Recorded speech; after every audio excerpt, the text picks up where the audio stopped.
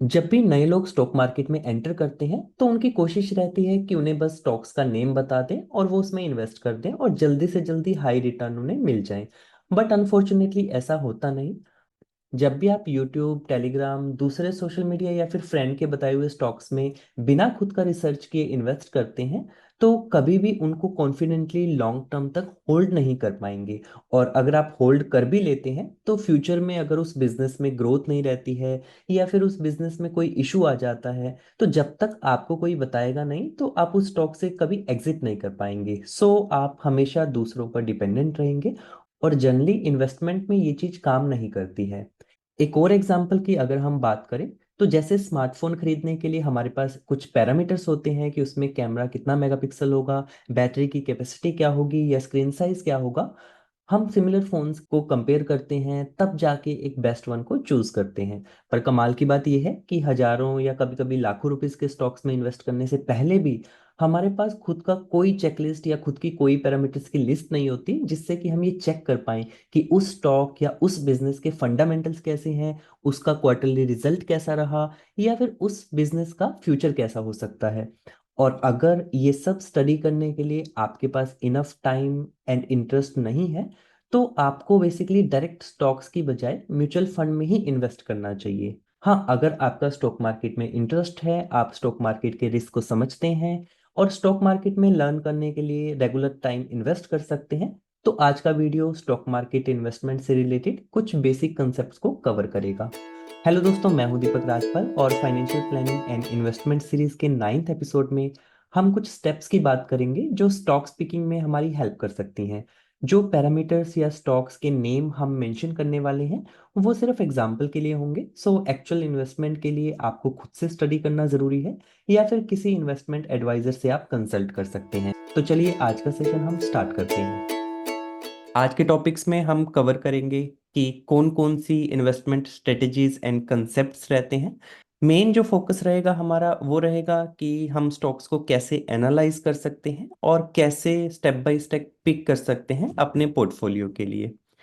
एक important disclaimer कि हम सेबी रजिस्टर नहीं है और हमारा जो पर्पज है वो है जस्ट एक एजुकेशन पर्पज से, एक बेस क्रिएट करने के पर्पज से, एक अवेयरनेस के पर्पज से कि अगर हम ऐसा कुछ करने करने जा रहे हैं फ्यूचर में तो एटलीस्ट कौन सी वो कॉमन टर्म्स हैं या कौन से वो कॉमन कंसेप्ट्स हैं जिनके बारे में हमें थोड़ा सा पता होना चाहिए।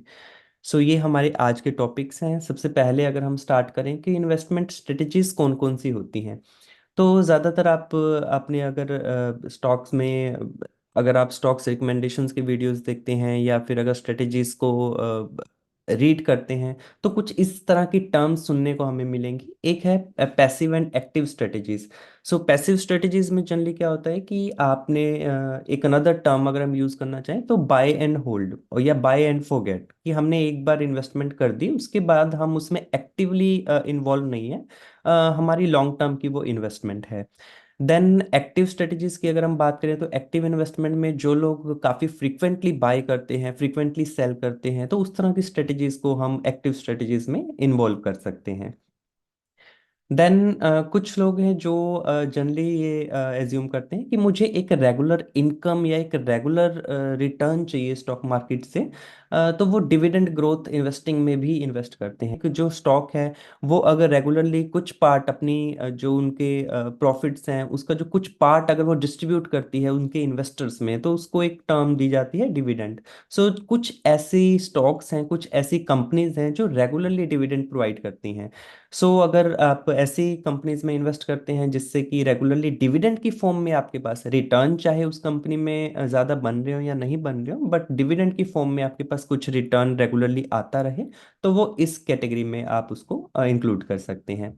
देन ग्रोथ इन्वेस्टिंग में वो ऑर्गेनाइजेशंस, कंपनीज या स्टॉक्स जिनमें काफ़ी फ्यूचर फ्यूचर में काफ़ी ग्रोथ की एक्सपेक्टेशंस हैं, जो ऐसे एरियाज में वर्क कर रही हैं जिनमें फ्यूचर में काफ़ी डिमांड रहने वाली है, जो रेगुलरली अपने सेल्स एंड प्रॉफिट को इंक्रीज कर रही हैं या फिर फ्यूचर में इंक्रीज करेंगी, उसको आप इस कैटेगरी में रख सकते हैं। इंडेक्स इन्वेस्टिंग की बात करें तो ज़्यादातर ऐसी इन्वेस्टिंग स्ट्रेटजीज जिसमें सिर्फ इंडेक्स में ही इन्वेस्टिंग की जाती है, क्योंकि इंडेक्स अपने आप में एक पोर्टफोलियो या अपने आप में एक सिलेक्टेड स्टॉक्स की बास्केट है। तो कुछ मेंबर्स हैं, कुछ लोग हैं जो कि सिर्फ उसमें भी इन्वेस्ट करना चाहें, तो वहाँ पर इंडेक्स इन्वेस्टिंग एक स्ट्रेटजी हो सकती है। वैल्यू इन्वेस्टिंग की अगर हम बात करें तो ऐसी स्ट्रेटजी जिसमें कि अंडर वैल्यूड स्टॉक जिनकी ग्रोथ पोटेंशियल जो है वो हाई है, बट वो अंडर वैल्यू हैं, जिनकी जो एक्चुअल में उनका प्राइस होना चाहिए था या जो एक्चुअल में उनकी वैल्यू होनी चाहिए थी, वो समझ रहे हैं कि राइट नाउ जो है वो अंडर वैल्यूड है, तो वो इस स्ट्रेटजी को इंक्लूड कर सकते हैं। देन अगर हम बात करें कंट्रेरियन इन्वेस्टिंग, जब मार्केट ऊपर जा रही हो तो आप व्यू लेते हैं कि मार्केट जो है वो अब नीचे जाएगी, या फिर मार्केट अगर वो नीचे जा रही है तब आप बाय करते हैं कि आप सोचते हैं कि अब मार्केट ऊपर जाएगी, या किसी स्टॉक में कुछ नेगेटिव न्यूज़ आई है और वो स्टॉक अभी डाउन टर्न में है, बट आपको आइडिया है या आपकी अंडरस्टैंडिंग है, आपकी जो एनालिसिस है वो ये कहती है कि स्टॉक्स जो है ये टेम्परेरी डाउन टर्न में है, लॉन्ग टर्म में ये ऊपर ही जाएगा। इन दैट केस आप इसको इस स्ट्रेटेजी को फॉलो कर सकते हैं। इसके बाद अगर हम बात करें तो इनकम इन्वेस्टिंग भी कुछ डिविडेंड ग्रोथ इन्वेस्टिंग टाइप ही एक स्ट्रेटेजी है, जिसमें रेगुलरली अगर आप ऐसे स्टॉक्स को ऑब्जर्व कर रहे हैं जो रेगुलरली आपको एक फिक्स रिटर्न काइंड ऑफ जो रिटर्न है वो आपको प्रोवाइड करें। देन मोमेंटम इन्वेस्टिंग थोड़ा सा जो लॉन्ग टर्म इन्वेस्टिंग के कंसेप्ट्स में एक डिफरेंट अप्रोच हो जाती है, जिसमें कि आप मोमेंटम को फॉलो कर रहे हैं। तो मोमेंटम इन्वेस्टिंग में जो बिलीव करते हैं वो ये कंसिडर करते हैं कि जो विनर स्टॉक्स हैं वो विनिंग में ही रहेंगे, जो लूजर स्टॉक्स हैं वो लूजिंग में ही रहेंगे। यहाँ पे टेक्निकल एनालिसिस का काफ़ी बड़ा रोल प्ले होता है। तो ये भी एक तरह की इन्वेस्टमेंट स्ट्रेटेजी है।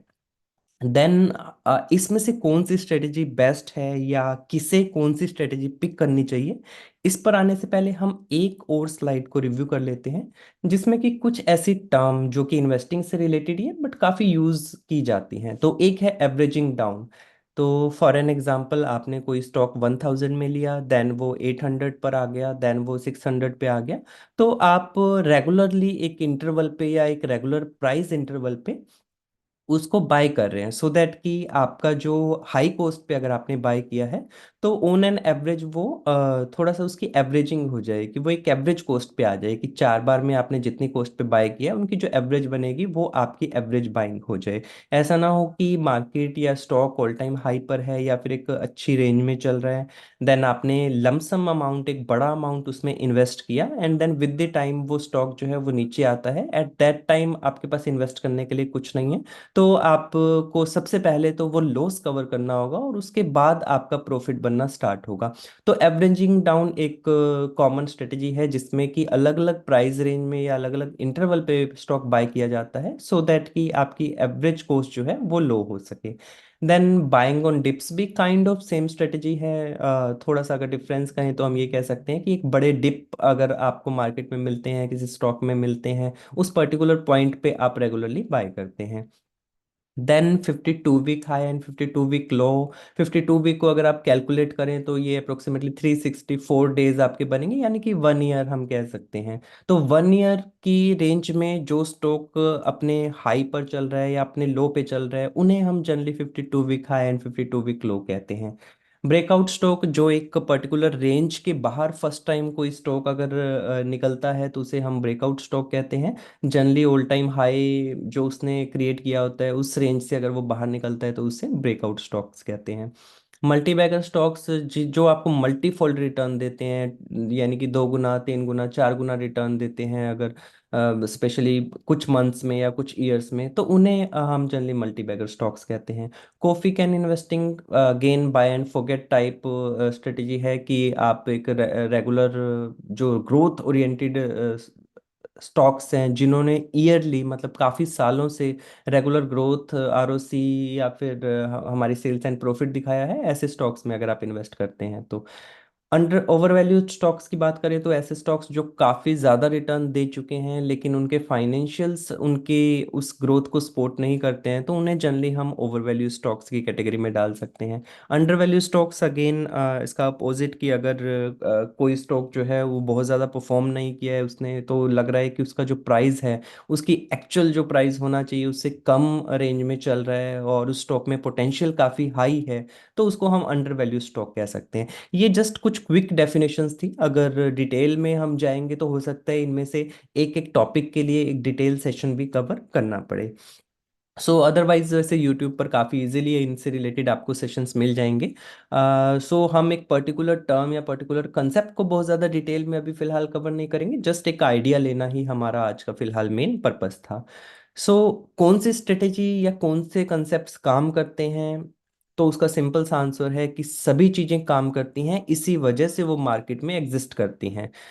हो सकता है कि किसी पर्टिकुलर स्ट्रेटेजी का टाइम जो है वो 2023 में आया है, किसी पर्टिकुलर स्ट्रेटेजी कोई पर्टिकुलर स्ट्रेटेजी है वो 2024 में बेटर परफॉर्म करेगी।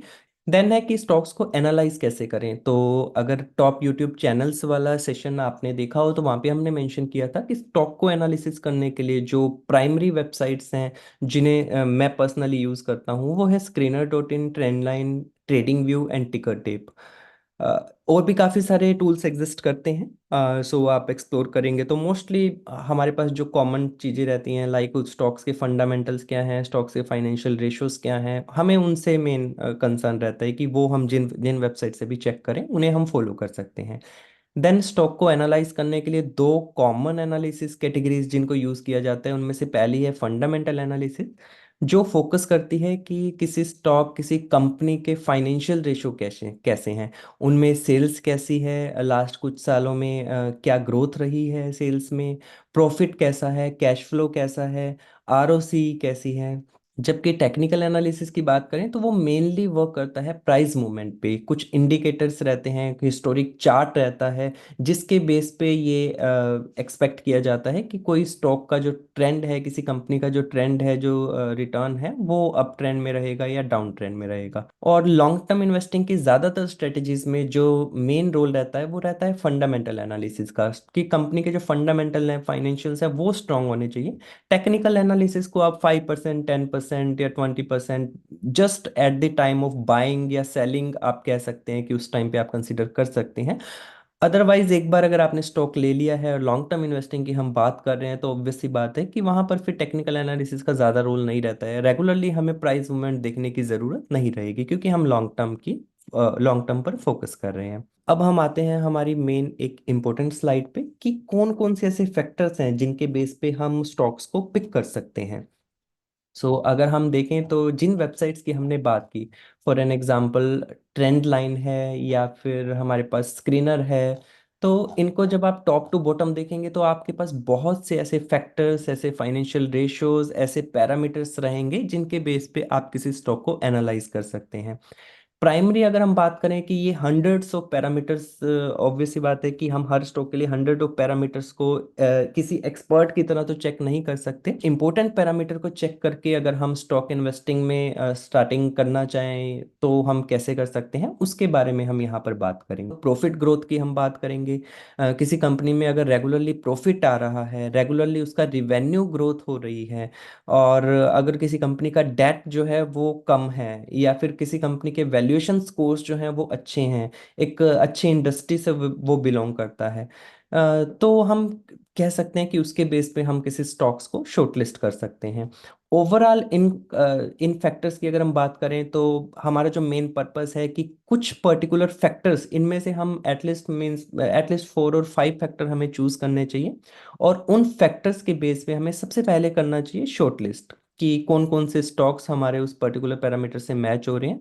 एक बार अगर हमने स्टॉक शॉर्टलिस्ट कर लिए, देन हमारा नेक्स्ट स्टेप रहता है कि उन सभी स्टॉक्स को रिव्यू करें एंड देखें कि क्या कोई ऐसी चीज़ है जो कि हमारे जो माइंडसेट है, हमारे जो स्ट्रेटजीज हैं उनके साथ में मैच नहीं करती है, तो हम उन पर्टिकुलर स्टॉक्स को then one by one exclude करते जाएं।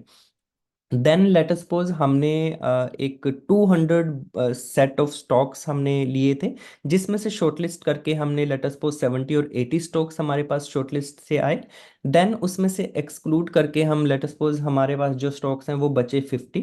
देन उन 50 स्टॉक्स को हम आपस में अगर कंपेयर करेंगे, आपस में एक इंडस्ट्री से दूसरी इंडस्ट्री में कंपेयर करना नॉट दैट बेनिफिशियल, तो पर्टिकुलर स्टॉक्स को उसी कैटेगरी या उसी इंडस्ट्री की दूसरी ऑर्गेनाइजेशन से आप रिव्यू कंपेयर कर सकते हैं। देन कंपैरिजन में जो आपको बेस्ट लगता है उनको आप सेलेक्ट कर सकते हैं। इसको हम step by step next slide में और बेटर तरीके से समझेंगे। बट ओवरऑल अगर हम देखें तो शॉर्ट में अगर हम कहें कि कोई भी कंपनी आपको रिटर्न क्यों देगी, या कोई भी कंपनी में अगर लेट सपोज ग्रोथ रहेगी तो वो क्यों रहेगी, वो किसी भी स्टॉक के पीछे जो बेस चीज है वो रहती है उसका रिवेन्यू एंड प्रॉफिट। अगर कोई कंपनी सेल्स ही नहीं कर पा रही है, कोई कंपनी अगर प्रॉफिट ही जनरेट नहीं कर पा रही है, तो ऑब्वियस सी बात है कि उसमें रिटर्न बनने के चांसेस भी ना के बराबर हैं। सो कितनी प्रॉफिट या कितना रिवेन्यू आप एज्यूम करते हैं, अगर आपको वो कैलकुलेट करना है तो आप इसको सिंपली इस तरह से कैलकुलेट कर सकते हैं कि अगर हम बात करें इसी की एक अल्टरनेटिव स्ट्रेटेजी यानी कि म्यूचुअल फंड की, तो म्यूचुअल फंड कैलकुलेटर से अगर हम सर्च करते हैं, जब हम यहाँ पर देखते हैं तो ज्यादातर जो कैलकुलेटर हैं वो ये एक्सपेक्ट करते हैं कि म्यूचुअल फंड हमें 12% से ज्यादा रिटर्न देंगे। अब अगर आप एक बनी बनाई स्ट्रेटेजी यानी कि बनी बनाई इन्वेस्टमेंट की जो हमारा म्यूचुअल फंड की एक स्ट्रेटेजी है उसको छोड़ के अगर आप खुद से स्टॉक मार्केट में आ रहे हैं, तो ऑब्वियस सी बात है कि आप एक्सपेक्ट कर रहे होंगे कि आप भी एटलीस्ट 10% 15% के अराउंड जो रिटर्न है वो गेट कर पाए। अब कोई भी स्टॉक आपको 10% या 15% के रिटर्न क्यों देगा, कब देगा? वो तभी देगा जब उसके प्रॉफिट, उसका रिवेन्यू जो है वो उस रेंज में ग्रो कर रहा होगा। सो यहाँ पर एक सिंपल स्ट्रेटेजी की अगर हम बात करें तो आप अगर एटलीस्ट यहाँ पर कुछ ऐसे पैरामीटर सेट करते हैं अपने शॉर्टलिस्ट क्राइटेरिया में कि किसी पर्टिकुलर स्टॉक के जो प्रॉफिट है, रिवेन्यू है, वो एटलीस्ट डबल डिजिट में रहेंगे, तो ये एक टर्म है जो मैं कॉमनली यूज करता हूँ, बट आपका एक डिफरेंट क्राइटेरिया हो सकता है।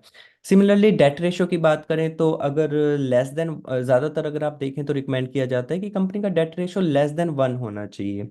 पी रेशो की बात करें तो कुछ एक्सपर्ट्स हैं जो कि रिकमेंड करते हैं कि लेस देन 30 जो है पी रेशो होना चाहिए। बट इस रेशो को अभी नेक्स्ट जो हम हमारी शॉर्टलिस्ट का स्टेप रहेगा उसमें मैं कंसीडर नहीं करूंगा। मैं आपको रीजन भी दूंगा कि क्यों मैंने उसको कंसीडर नहीं किया है। हिस्टोरिक चार्ट हमें बताता है कि चाहे ये फैक्टर्स कितने भी बेटर परफॉर्म कर रहे हो, लेकिन अगर कंपनी का जो हिस्टोरिक चार्ट है, जो रिटर्न्स हैं, वो लेफ्ट टू राइट ऊपर नहीं रहे हैं। लेफ्ट टू राइट ऊपर का क्या मतलब है? फॉर एन एग्जांपल, ये एक इन्फोसिस का ट्रेंड है, अगर आप देखें तो लेफ्ट टू राइट हमेशा आपको स्टॉक प्राइस ऊपर जाता दिखेगा।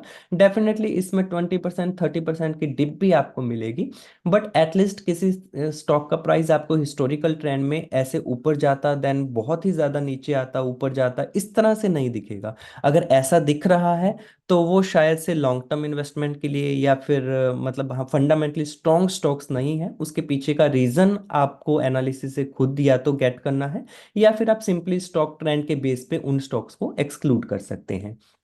तो इसी तरह की कुछ चीज़ों पे हम बात करेंगे, बट हम सबसे पहले चलते हैं हमारी स्ट्रेटेजी पे।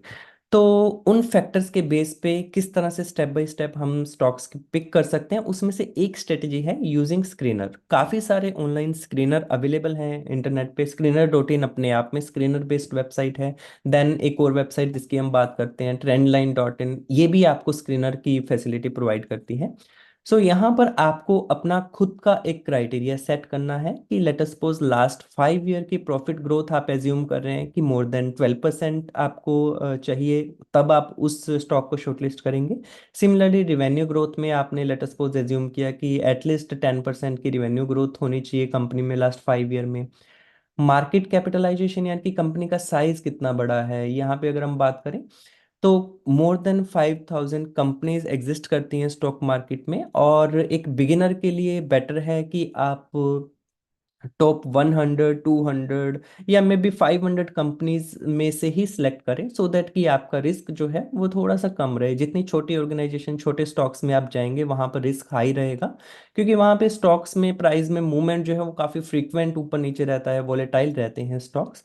हालांकि ऐसा नहीं है कि छोटी कंपनी अच्छी नहीं होती, वहां पर भी ग्रोथ की पोटेंशियल होती है, बट फॉर बिगिनर्स अगर आप स्टार्ट कर रहे हैं तो बड़ी ऑर्गेनाइजेशन से स्टार्ट करके एक बार आप थोड़ा सा एक्सपीरियंस लेंगे, देन आप फर्दर इस एरिया को एक्सपेंड कर सकते हैं। डेट रेशो जैसे हमने बात की कि किसी कंपनी का डेट अगर जो उसका रेशो है 1 से लेस देन 1 से कम है तो आप उसको शॉर्टलिस्ट कर सकते हैं। पी रेशो जनरली कहा जाता है less than 30 is good, but अगर आप देखेंगे तो ज़्यादातर अच्छी कंपनीज, स्पेशली अगर मार्केट अच्छी रेंज में चल रही है, जैसे कि अभी फिलहाल अगर हम देखें तो मार्केट अपने ऑल टाइम हाई के पास चल रही है, तो आपको लेस देन 30 की पी रेशियो पे स्टॉक्स मिलना बहुत मुश्किल है। तो यहाँ पर हो सकता है कि आपको थोड़ा सा एडजस्ट या कॉम्प्रोमाइज करना पड़े। आरओसी आरओई की बात करें तो रिटर्न ऑन कैपिटल एम्प्लॉयड या फिर रिटर्न ऑन इक्विटी, कि कितना रिटर्न एक्चुअल में जो कैपिटल एम्प्लॉय की गई है, जो कैपिटल लगाई गई है उस पर मिले हैं। तो यहाँ पर भी आप अपना एक रेशियो लेके चल सकते हैं। 15 या 20% ज़्यादातर रिकमेंड किया जाता है, बट डेफिनेटली आप अगर अपना खुद का एक क्राइटेरिया बनाएंगे तो वो आपकी ज़्यादा हेल्प करेगा। Peg ratio again P ratio and growth का एक मेजरमेंट है, इसमें रिकमेंड किया जाता है कि ये लेस देन 1 होना चाहिए। प्रमोटर होल्डिंग यानी कि उस ऑर्गेनाइजेशन, उस स्टॉक में कौन से जो प्रमोटर्स हैं, जो कंपनी जिनके पास कंपनी की मेन ऑनरशिप है, अगर उनके पास एक हाई स्टेक रहता है कंपनी का और वो रेगुलरली या तो स्टेबल रहता है या फिर इंक्रीज होता है, तो उसको भी आप एक फंडामेंटली स्ट्रॉन्ग साइन मान सकते हैं। सो इस तरह का एक क्राइटेरिया है स्क्रीनर स्क्रीनर के बेस पे जो हमें क्रिएट करना है। तो अगर हम यहाँ पर लेटेस्ट को स्क्रीनर में जाते हैं और प्रैक्टिकली इसको अगर करके देखना चाहें, तो यहाँ पर एक स्क्रीनर, फॉर एन एग्जांपल यहाँ पे एक सैम्पल स्क्रीनर मैंने ऑलरेडी क्रिएट किया हुआ है, बट इसको क्रिएट करने का जो मेथड है वो काफ़ी इजी है। सिंपली आपको क्या करना है, यहाँ पर आप जब टाइप करेंगे मार्केट कैपिटलाइजेशन तो आपको ऑटो सजेशन से ये प्रोवाइड कर देगा उस टर्म को। देन आपको करना है greater than, let us suppose आप सिर्फ निफ्टी की टॉप 200 कंपनीज में ही सिलेक्ट करना चाहते हैं, तो आपको मैं आइडिया दे सकता हूँ कि 2000 कंपनीज में ये यहाँ पे फॉर एन एग्जांपल ओपन है। निफ्टी की 2000, सॉरी नॉट 2000, निफ्टी की 200 कंपनीज यहाँ पे ओपन है। जब इनको मैं ऑर्डर करता हूँ मार्केट कैपिटलाइजेशन की फॉर्म में, तो सबसे कम जो यहाँ पे दिख रहा है वो दिख रहा है मुझे 19,000 का। तो ऑन एन एवरेज हम यहाँ पे देख सकते हैं कि अगर आप सिर्फ टॉप 200 कंपनीज में से ही स्टॉक पिक करना चाहते हैं तो आप मार्केट कैपिटलाइजेशन को अप्रोक्सीमेटली 20,000 सेट कर सकते हैं। अगर आप निफ्टी 500 की कंपनी लेना चाहते हैं, निफ्टी 100 की कंपनी लेना लेना चाहते हैं, तो सिमिलरली आप इस क्राइटेरिया को एडजस्ट कर सकते हैं। तो इस तरह से यहाँ पे लेट सपोज आप 20,000 करेंगे, देन एंड यहाँ पे मेंशन करेंगे, देन उसके बाद यहाँ पर आप अपना आरओसी यानी कि रिटर्न ऑन इक्विटी या return on capital employed mention करेंगे। इसी तरह से सेल्स अगर आप 3 ईयर की देख रहे हैं तो आप 3 ईयर की मेंशन कर सकते हैं। अगर आप लॉन्ग टर्म की देख रहे हैं 5 ईयर की, तो आप यहाँ पे 5 ईयर मेंशन कर सकते हैं। ऑटो सजेशन से ये आपको एक क्वेरी जनरेट करके दे देगा, या फिर आप स्क्रीनर्स में जाएंगे तो आपको काफी सारे बने बनाए स्क्रीनर्स मिल जाएंगे, आप उनको भी मॉडिफाई कर सकते हैं। तो हमारे अपने क्रिएट किए हुए क्राइटेरिया के बेस पे यहाँ पर हमने एक फिल्टर क्रिएट किया, देन हमने इस क्वेरी को रन किया, तो हमारे पास यहाँ पर एक लंबी लिस्ट आ जाती है स्टॉक्स की। तो हम देख सकते हैं कि 200 स्टॉक्स में से 78 स्टॉक्स हमें यहाँ पर मिल गए हैं। तो यहाँ पर अगर हम वापस से चलते हैं, स्टेप 1 हमारा कंप्लीट हो गया। देन हमें स्टॉक्स को एक्सक्लूड करना है बेस्ड ऑन उनका हिस्टोरिक चार्ट, या फिर वो ऐसे सेक्टर से बिलोंग करते हैं जो सेक्टर हमें समझ में नहीं आता, या जो साइक्लिकल सेक्टर है, जिनमें स्टॉक्स काफ़ी वॉलेटाइल रहते हैं, तो उन्हें हम अवॉइड कर सकते हैं। या फिर कुछ ऐसे स्टॉक्स जिनमें कुछ मैनेजमेंट इशू आपको पता है, या फिर कुछ क्वालिटी इश्यूज रहे हैं, इंटरनल इश्यूज रहे हैं उस कंपनी में, उन स्टॉक्स को भी आप अवॉइड कर सकते हैं। देन जो आपके पास फाइनल एक स्टॉक्स की लिस्ट आएगी उनको आप आपस में कंपेयर कर सकते हैं। एग्जाम्पल के लिए हम यहाँ पे देखना चाहेंगे, हम चलते हैं वापस से हमारे स्क्रीनर रिजल्ट पे। बेटर है यहाँ पे, अगर आप थोड़ा सा सेफ रहना चाहते हैं तो आप इसको मार्केट कैप के अकॉर्डिंग सोर्ट कर लीजिए, सो दैट कि जो बड़ी कंपनी है वो यहाँ पर आपके पास टॉप में आ जाए और उनमें से आप ज़्यादा से ज़्यादा सिलेक्ट कर पाएं, तो थोड़ा सा आपका रिस्क एज ए बिगिनर जो है वो कम हो जाता है। देन अगर आपको आपका फोकस है मेन ग्रोथ पे, कि प्रॉफिट या सेल्स जिनकी काफ़ी हाई रही है उनको आपको फोकस करना है, तो वो भी एक अच्छा क्राइटेरिया है। तो यहाँ पे अगर आप देखें तो अपने खुद के कॉलम्स ऐड कर सकते हैं, और यहाँ पर प्रॉफिट के कॉलम पे अगर आप क्लिक करेंगे तो यहाँ पे जिनका हाई प्रॉफिट रहा है लास्ट 5 ईयर में, या फिर जिनकी सेल्स हाई रही है लास्ट 5 ईयर में, या फिर लास्ट 3 ईयर में जिनकी प्रॉफिट हाई रहा है, तो उसके अकॉर्डिंग आप यहाँ पर स्टॉक्स को चूज कर सकते हैं। अब फॉर एन एग्जांपल यहाँ पे हम एक स्टॉक चूज करते हैं, हमारे पास आया है लेट सपोज अदानी पावर। अब लॉन्ग टर्म इन्वेस्टमेंट के लिए इसको सिलेक्ट कर सकते हैं नहीं कर सकते, वो आपको सबसे पहले तो इसका स्टॉक चार्ट बताएगा। तो यहाँ पर टिकर टेप जो है वो one of the best tool है, जो आपका हिस्टोरिकल ट्रेंड आपको बता सकता है, क्योंकि इसमें हम विद इन ड्यूरेशन भी सिलेक्ट कर सकते हैं कोई स्टॉक ने पर्टिकुलर ड्यूरेशन में कैसा परफॉर्म किया। तो यहाँ पर हम क्लिक करते हैं। यहाँ पर आपको सिलेक्ट करना है मैक्स, सो दैट कि वो कंप्लीट हिस्ट्री आपको बता दे। तो यहाँ पे आप देख सकते हैं कि हमने एक इन्फोसिस का देखा था, तो फॉर एन एग्जांपल अगर हम यहाँ पर अगेन कंपेयर करें इन्फोसिस से, इन्फोसिस के मैक्स से, तो ये एक एक्सपेक्टेड जो है हिस्टोरिकल ट्रेंड है जो हमें देखना चाहिए कि लेफ्ट टू राइट आपको धीरे धीरे वो ऊपर जाता हुआ ही दिखे। जबकि यही अगर हम अदानी के स्टॉक्स में यहाँ पे देखें, अदानी पावर में कोई भी रिकमेंडेशन नहीं है कि ये हमें नहीं लेना, ये हमें लेना है। बट यहाँ से हम कंप्लीटली देख सकते हैं कि एक बिगिनर या जिसको स्टॉक मार्केट की नॉलेज नहीं है, अगर वो ऐसे स्टॉक में इन्वेस्ट करेगा और अगर उसने अपनी वेल्थ में ये 50-60% यहाँ पे लूज किए, तो क्या वो स्टॉक मार्केट में कभी भी इन्वेस्टेड रह सकता है? ये अगर हम देखें कि 2009 से लेके 2018 तक कोई उस स्टॉक ने कुछ परफॉर्म ही नहीं किया, तो ऐसे स्टॉक में हम अगर इन्वेस्ट करना चाहें तो हम कितना स्टेबली इन्वेस्ट उसको कर सकते हैं। हालांकि हो सकता है कि ये स्टॉक ट्रेंड जो है वो एग्जैक्ट चीज नहीं बता रहा हो, और हो सकता है कि यहाँ पर कुछ पर्टिकुलर चीज जो है यहाँ पर वो चेंज हुई हो, या फिर हो सकता है कि फंडामेंटली उस सेक्टर में कुछ ऐसा आया है कि आने वाले टाइम में वो परफॉर्म कर सकता है। तो अगर आपके पास ऐसी नॉलेज है, ऐसी इंफॉर्मेशन है, तो डेफिनेटली आप उस स्टॉक में जा सकते हैं। बट अगर आपको लगता है कि ऐसा कुछ फंडामेंटली तो चेंज नहीं हुआ है स्टॉक में, बट स्टिल उसका चार्ट जो है वो इस तरह से परफॉर्म कर रहे हैं, तो आप ऐसे स्टॉक को अवॉइड कर सकते हैं। वैसे भी अगर देखा जाए तो एज ए बिगिनर अगर आप स्टार्ट कर रहे हैं ना, तो सबसे पहले जो आपका माइंड सेट होना चाहिए वो होना चाहिए कि आपका जो अमाउंट है, आपकी जो मनी है, उसको आप सेव कैसे कर सकते हैं। रिटर्न तो विद द टाइम जब आप चीज़ों को सीखेंगे तो धीरे धीरे आपको आइडिया लगता जाएगा कि कैसे स्टॉक मार्केट में किस तरह के स्टॉक्स में इन्वेस्ट करना है। बट सबसे पहले जो जरूरी चीज है वो ये है कि कैसे स्टॉक्स में आपको इन्वेस्ट नहीं करना है। यानी कि स्टॉक सिलेक्ट करने से ज्यादा जो आपको फोकस करना है ना, वो ये फोकस करना है कि कैसे स्टॉक्स को आपको एक्सक्लूड करना है। तो यहाँ पे अगर हम बात करें तो ये जो स्टेप 2 है, ये बहुत इंपॉर्टेंट चीज है हमारे लिए, कि किस तरह से हम आइडेंटिफाई करें कैसे स्टॉक्स को हमें इन्वेस्ट नहीं करना है। तो ये एक अप्रोच हो जाती है। दूसरी अप्रोच की अगर हम बात करें तो अप्रोच 1 में हमने स्क्रीनर से स्टॉक्स को शॉर्टलिस्ट कर लिया था। दूसरी अप्रोच में हम क्या करेंगे कि हमने एक पर्टिकुलर इंडेक्स ले लिया, लेट अस सपोज निफ्टी 100 ले लिया या फिर निफ्टी 200 ले लिया, एंड देन हम उसमें से एक एक स्टॉक को मैनुअली रिव्यू कर रहे हैं।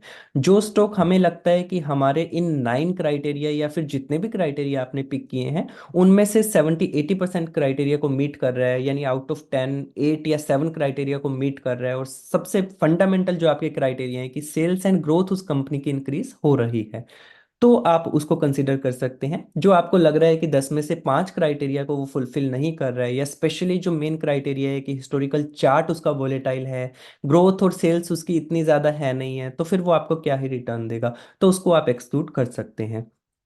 तो ये दो मेथड है, बट डेफिनेटली और भी काफ़ी सारे मेथड्स हैं। अगर आप मेन जो अगर आप देखा जाए तो मेन क्राइटेरिया यही रहेगा कि आपके पास एक फैक्टर्स की लिस्ट होनी चाहिए, आपके पास एक लिस्ट होनी चाहिए कि किस बेस पे मुझे स्टॉक्स को एक्सक्लूड करना है।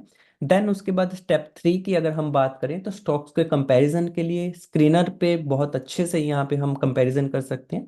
फॉर एन एग्जांपल अगर आप देखें तो ये सारे स्टॉक्स की लिस्ट आ गई है, ये सारे स्टॉक्स का पी रेशो आ गया है, ये सारे स्टॉक्स का डेट टू इक्विटी रेशो आ गया है, आरओई आरओसी आप यहाँ पे देख सकते हैं।